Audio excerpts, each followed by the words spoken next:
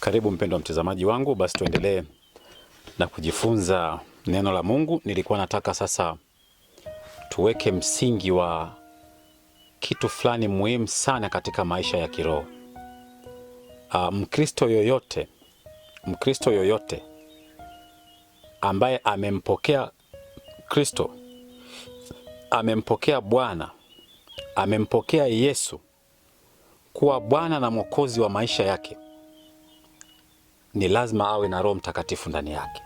Na somo hili nilitamani sana, ni pana, ni gumu na ni zito, lakini naamini kwamba Mungu mwenyewe ataenda kusema na watu wake. Bwana Yesu asifiwe sana. Kwa hiyo mimi nikiangalia, nimeshafundisha asili ya kila kitu, yani sio vyote sasa, kwa maana kwamba asili ya dunia, mambo ya uumbaji, kuna jambo la uumbaji ama mabadiliko, lakini mimi siko sana huku kwa sababu sikupitia hayo masomo ya sayansi kama ambavyo wanasayansi wanazungumza kwamba matokeo ya hapa tulipofika ni kwa sababu ya mageuzi, revolution, sio yani kwamba mwanadamu wa kwanza alikuwa kima, nyani, sui seli ndogo ikabadilika, sui samaki akarukaruka kafanyeje, akatokea mwanadamu. Mimi huko siko. Sasa sijui kama mtoto wako leo utamfundisha hilo jambo, mimi sijui. Alafu nashangaa kwamba watu wengi wanaofundisha hayo utawakuta kwenye majengo ya ibada Jumapili, Ijumaa, Jumamosi, lakini huku wamekomalia nadharia ya mageuzi. Bwana Yesu asifiwe sana. Kwa hiyo nikafundisha hapa kama ni kwa uumbaji, basi yuko aliyeumba ambaye sisi tunamuita ni Mungu. Bwana Yesu asifiwe sana. Tunamuita nani? Ni Mungu. Na hapa nilifundisha pia kwa msingi kabisa kwamba Wakristo lazima wawe makini na hivi vitu. Yaani walioamua kumfuata Kristo lazima wawe makini na hivi vitu. Hili neno Mungu, hiki ni cheo, sio jina. Hili sio jina, hiki ni cheo. Mungu anayeabudiwa na Wakristo analo jina. Sasa unaweza ukasikitika sana ukamkuta Mkristo mkubwa, yani mkubwa wa umri, mkubwa wa mwili, wa umbile, bwana, lakini anafika mahali haelewi kwamba Mungu anayemwabudu jina lake ni nani. Na hapa shetani amepata nafasi kubwa sana ya kucheza na watu, na wale wanaojiita Wakristo wengi wanachezewa sana hapa. Kwa hiyo utamkuta mshirikina naye anasema ni Mungu, mchawi kuna mtu atamuita Mungu, alafu na wewe kuna kitu utaita Mungu, alafu unaamini kabisa Mungu anayetumika na washirikina ndio Mungu anayetumika na wewe. Yaani hiyo ni mkanganyiko fulani ambao mara nyingi watu wengi wa Mungu hawafundishi hilo jambo. Matokeo yake sasa ni wale watoto wa Mungu wanaangamia. Lakini nataka nikwambie Mungu analo jina. Sasa haya masomo nilifundisha, narudia tu kwa sababu msingi wangu nataka nikajikite kwenye kufundisha habari za Roho Mtakatifu. Nataka nifike pale. Bwana Yesu asifiwe sana. Na kwa kukusaidia tu, soma Zaburi ya 83:18, soma Zaburi ya 100 aya 3, soma kitabu cha nabii Isaya 42:8, soma kitabu cha waraka wa Paulo kwa Warumi 10:13, alafu soma kitabu cha Waebrania 3:4, lakini soma pia Isaya 40:26. Moja ya maandiko yanasema bila shaka kila nyumba hujengwa na mtu fulani, lakini yule aliyevijenga vitu vyote ni Mungu. Sasa kama unaamini, manake tunataka kujua sasa, ujue kwamba huyo Mungu ni Mungu gani. Lakini huyo Mungu, kuna maeneo ambayo unaweza ukayagusa ili kuelewa kwamba Mungu unayemwabudu ni yupi. Hapa tunaangalia uwepo wake, uwepo wake ama kuwepo kwake, kwamba maandiko yanazungumzaje kwa habari ya kuwepo kwake. Bwana Yesu asifiwe sana. Kwa hiyo ni vyema sasa unapofika mahali kwanza kujifunza neno la Mungu, uweze kuelewa kwamba huyo Mungu ambaye unamtegemea ama unataka kumtegemea na kumtumikia, kuwepo kwake kulikuwaje kuwaje. Lakini pia ili kuweza kumtambua Mungu mwenye jina ambalo wewe unatakiwa kumwabudu, tunasema angalia asili yake. Asili yake. Haya masomo nafikiri nilifundisha. Lakini pia angalia tabia yake. Tabia yake. Lakini pia angalia kazi zake. Sasa hapa ndipo ambapo tutakuja kujifunza mambo mengi sana, habari ya mpinga Kristo na vitu kama hivyo. Unajua Wakristo wengi wanategemea kwamba siku za mwisho ni kwamba atakuja, yani atakuja mtu labda mwenye mkia, mwenye pembe, anayetisha, mwenye nini na nini na vitu kama hivyo, kama ambavyo tunamchora shetani kwamba ana uso wa mbuzi, ana sura ya mbuzi, ana pembe, ni mweusi. Wenzetu wale wa zamani walikuwa wanachora hata kama ni binadamu lakini mweusi. Alafu yule Yesu anachora kwa rangi nyeupe. Kwa hiyo sijui unapata tafsiri gani kwenye kichwa chako, lakini mimi natamani kwamba tunapojifunza habari za kumjua Mungu ni lazima ugundue jina. Ukisoma kitabu cha Kutoka, soma kitabu cha Kutoka, ukianzia ule mlango wa 3, soma wote mpaka wa 6. Yaani hata ukianzia moja mlango wa kwanza mpaka mlango wa 6, utakuta Mungu anajitambulisha. Na haya ambayo nimekutajia hayo ya Zaburi 80 ngapi na ngapi, 100, hiyo si na 3, soma, utaona Mungu anayeabudiwa na Wakristo ana jina gani. Alafu angalia uwepo wake. Angalia asili yake. Kuna asili ya Mungu ambayo tunao muabudu kwamba huyu Mungu mwenye jina hilo ambao sisi tunalitaka ana asili yake. Lakini angalia tabia yake.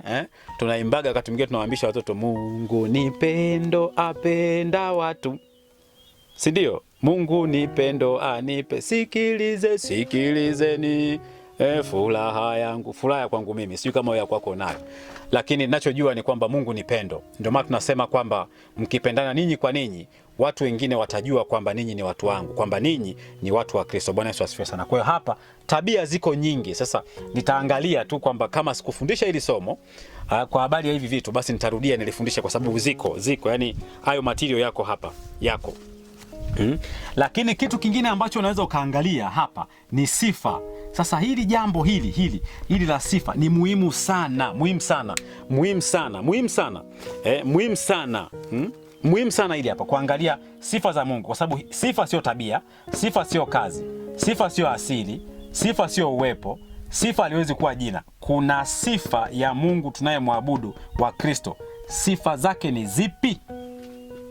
Sijui kama unaweza ukapambanua. Mimi nilipambanua hivi vitu kwa namna hii ili viweze kukusaidia unaposoma uweze kuelewa kwamba Mungu unayemwabudu ni Mungu gani na namna gani imenipasa mimi kuenenda naye. Bwana Yesu asifiwe sana. Na nikatoa mfano kwamba ingelikuwa ni kwamba mtu amepotea porini alafu mnatumwa mkamtafute. Kuna zile crew ambazo naziangalia ama tracks ambazo naziangalia kuweza kutrace kwamba huyu mtu yuko wapi. Kwa hiyo hata sisi tunapomtumikia Mungu kuna vitu ambavyo vinatupasa, ama tunapomhubiri huyu Mungu kuna vitu ambavyo vinatupasa tuvijue ili tuweze sasa kumtafuta huyu Mungu kiukweli kabisa. Nasema mtanitafuta na kuniona mkifanyeje? Biblia inasema utafuta huo mstari utapata kwa ajili ya faida zako. Bwana Yesu asifiwe sana. Kwa hiyo viko vitu vya namna hiyo. Viko vitu vya namna hiyo. Viko vitu vya namna hiyo. Sasa tukitoka hapa, wengi wanaelewa wanaelewa habari ya Yesu, si ndio? Yesu Kristo. Haya maneno ukiandika Yesu Kristo lina maana yake, na ukiandika Kristo Yesu hivi lina tafsiri yake ambayo sitataka kuisema hapa, lakini sijui, Mungu akusaidie. Ukitamka hiki kina maana yake na ukitamka hiki kina maana yake. Unakuwa haujatoka kwamba ni maana mbaya, lakini kuna maana yake. Sasa hii tunajua kwamba huyu Yesu ni nani. Wengi tumezoea kwamba ni mwana wa Mungu. Tunaelewa. Yesu Kristo ni Bwana sui na Bwana sui na mkombozi, mkombozi wetu. Umeona hapa tunajua Yesu kama mtumishi, tunajua Yesu kama kama mtu aliyehesabiwa dhambi kwa ajili ya sisi kuweza kupokea huo wokovu. Bwana Yesu asifiwe sana. Kwa hiyo nilitamani watu waweze kuelewa. Sasa nimegusa, nitarudi kuangalia kama mambo hayo sikuyagusa, yani sikuyafundisha, basi nitakuja kuyafundisha. Lakini hapa unapomaliza hapa kuna huyu anaitwa Roho Mtakatifu.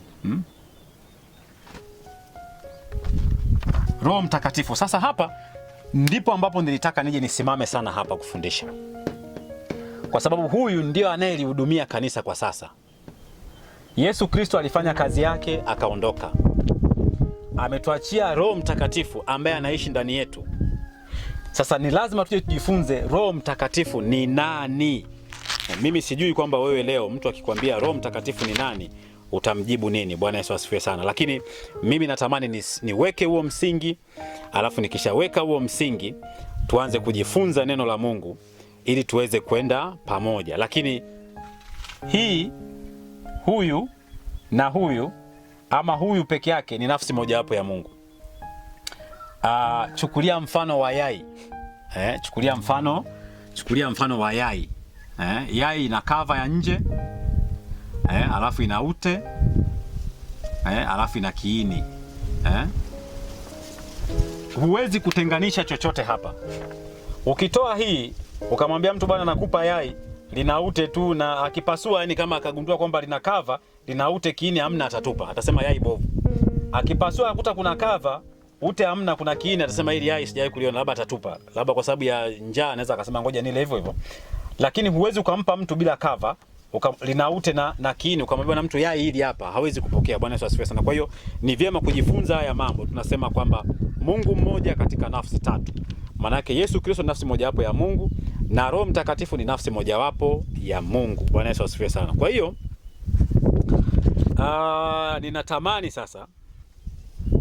ninatamani sasa tuanze kusafiri pamoja. Tuanze kwenda pamoja tunapojifunza roho na tunapojifunza somo la Roho Mtakatifu. Somo hili watumishi wengi sana wamelifundisha, lakini naona kila mtu anayegusa maeneo fulani kuna kitu fulani hivi kama kinakosekana katika mafundisho yake. Na wengi hawafundishi hata kwenye majengo ya taasisi ambazo tunaabudu. Inawezekana ikawa wewe ni shahidi kabisa. Watu wengi hawazungumzi hizi habari sana. Na kuna baadhi ya madhehebu ya Kikristo ambayo yanakataa uungu wa Roho Mtakatifu. Kwa mimi nitafundisha. Wengine wanaamini Roho Mtakatifu ni nguvu ya utendaji. Yaani unapokaribia usije ukasema kwamba Roho Mtakatifu ni Mungu, mtakosana. Na ndio maana nikafundisha somo la kanisa na namna bora ya kutafuta kundi la kuabudu nalo, ambalo wewe unataka kuwa mshirika katika hilo kundi. Kuna vitu ambavyo lazima ujifunze. Bwana Yesu asifiwe sana. Na unapojifunza vile vitu vinakusaidia sasa kulifundisha neno la Mungu kwa kadri yeye mwenyewe anavyotaka. Sisi hatuna injili ya kwetu ambayo tunaihubiri. Hata mimi sina injili ya kwangu, sina. Zaidi ya wale wenzangu ambao wanasema katika madhabahu hii, sijui ya neno, lakini mimi sina madhabahu. Madhabahu ni ya Mungu. Sina kanisa. Kanisa ni la Mungu. Ninampenda mtumishi wa Mungu Faustin Munishi. Nafikiri alifungua kanisa huko Kindi sio nini. Ameandika kanisa la Kristo. Kama sio kanisa la Mungu ameandika kanisa la Kristo Kindi. Yes, kwa sababu kanisa ni la Kristo. Sio letu sisi. Sio jengo linaweza likawa ni lako, lakini kanisa lile kusanyiko ambalo nimefundisha, lile kusanyiko ni la Kristo, sio la kwako. Sio la kwako. Bwana Yesu asifiwe. Kwa hiyo nitakaporejea sasa, tutakapokuwa tunaendelea mbele, nataka sasa wote kwa pamoja tuwe na kauli thabiti tunapoanza kujifunza neno la Mungu. Tutaanza kujifunza Roho Mtakatifu ni nani. Lakini pia jambo hili ambalo ningetamani ni dokeze tu kidogo, na wewe unapokaa huko, mafundisho haya ni bora ukawa na daftari na karatasi lako unaandika. Mimi nafundisha vitu vingi, na inawezekana Mungu akaniweka wakati nikafundisha nisifundishe tena somo hilo tena. Lakini ninamaanisha kwamba unapokuwa na uwezo wa kuandika, kwa sababu wakati mwingine ninalazimika kufundisha vitu haraka nikikimbizana na muda, lakini nitajitahidi masomo haya niende nao taratibu. Nimefundisha habari ya Mkristo ni mtu gani, nimefundisha habari ya Mungu ni nini, dhambi, uasi vitu gani, kanisa unaweza ukalijuaje na vitu kama hivyo. Either tulitengenezwa ama tuliumbwa. Nimefundisha mambo hayo. Kwa hiyo naamini hata kusumbua. Lakini ni vyema kulielewa vizuri. Kuna mambo tutagusa tunapojifunza habari za Roho Mtakatifu. Kuna mambo tutagusa. Tutagusa hayo mambo. Roho Mtakatifu kabla ya Pentecost. Roho Mtakatifu wakati huu wa kanisa. Lakini Roho Mtakatifu wakati wa utawala wa Kristo miaka 1000 ile ambayo inakuja. Tutajifunza habari ya kazi ya Roho Mtakatifu. Tutajifunza habari ya mifano ya Roho Mtakatifu. Lakini tutajifunza majina tofauti tofauti ambayo Roho Mtakatifu anayatumia, ama majina yaliyotumika kwenye Biblia yanayomuidentify kwamba huyu ni Roho Mtakatifu. Unaposikia Roho wa Mungu, Roho wa nini, sasa nisianze kusema, lakini ile yote ilikuwa ni habari ya Roho Mtakatifu. Kwa tutaanza kujifunza kimoja baada ya kingine. Taratibu wakati tunaendelea kujifunza neno la Mungu, tunapoendelea kujifunza habari za Roho Mtakatifu, na ninaamini somo hili litakuwa ni somo la baraka na utajifunza. Mimi nitafundisha kwa kadri Mungu atakavyonitumia. Nitakapokomea ninajua kabisa kwamba Mungu ataweka huduma ya kufundisha kwa watu wengine. Basi endelea kujifunza, kwa sababu kusudi letu ni moja. Wote tupo kwenye safari kuelekea wapi? Mbinguni. Wenzetu walisafiri kuelekea Kanaani, lakini sisi tunasafiri kuelekea mbinguni tukiwa hapa duniani. Kila siku ni safari, tunazidi kusogea kwenye hatima ambayo Mungu ametuwekea katika maisha yetu. Mungu akubariki sana. Nikutakie siku njema, wakati mwema hapo ulipo. Ninafurahi sasa kwa sababu ninaamini baada ya hapo, baada ya kujifunza habari za Roho Mtakatifu, sasa utakuwa na uwezo mkubwa wa kujua namna gani ya kuenenda. Huwa anasema kwamba wakati mwingine unapojifunza Biblia, ukaimaster Biblia, unakuwa na uwezo mkubwa wa kupata faida zitokanazo na Biblia. Faida zinazotokana na Biblia. Yaani kama wachawi, washirikina, watu wa siasa, watu wa kidunia, wanajeshi, si wapi, wanaitumia Biblia na wanafanikiwa, Mkristo unatakiwa kuwa zaidi ya hapo. Na wakati mwingine unaweza ukashuhudia mnapokamata pepo na kuliombea, mtu anapofunguliwa, mara nyingine unakuta yale mapepo yanakutaja wewe kama mchawi. Yanakutaja wewe kama mchawi. Wakati mwingine unaweza kuwa ni mchawi kweli, ni mtu ambaye una tunguli na ilizi katika mwili wako, lakini wakati mwingine wanagundua kwamba unayo nguvu ya ziada ambayo katika nguvu hiyo hawawezi kushindana na wewe. Bwana Yesu asifiwe. Kwa hiyo tutakaporudi tutajifunza somo hilo. Mungu akubariki sana. 0784 662210 ama tuandikie kwa barua 1024 Iringa. Tunakaribisha. Mungu atakachokupa kwa ajili ya kutupa ama kwa ajili ya kunipa mimi kwa ajili ya neno la Mungu, usisite. Namba ni hiyo, box ni hilo. Lakini pia kama unayo haja ya kupata vipeperushi tracts za neno la Mungu bure, vitabu vile vya moyo wa mwanadamu bure, basi usiache kuniandikia ama kunipigia simu. Nitumie anwani yako unakopatikana. Mimi nitavituma. Nitakachokuomba wewe ni ulipie tu ile gharama ya usafiri ama gharama ya posta. Mungu akubariki, nikutakie siku njema na maisha mema.